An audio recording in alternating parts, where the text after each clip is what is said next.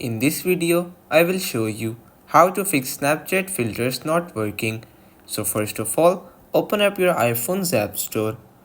On your App Store, you very simply have to search for Snapchat and make sure that your Snapchat application is up to date and there are no updates available. After you make that sure, you very simply have to close the App Store and open up your iPhone settings. On your iPhone settings, you have to scroll down a little and simply tap on General.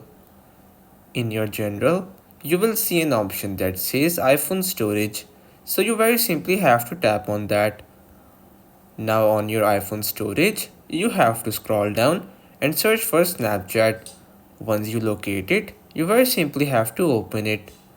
Now on your Snapchat, you have to tap on Offload app and you will be able to clear all of the cache and the bugs that are stored in your Snapchat application.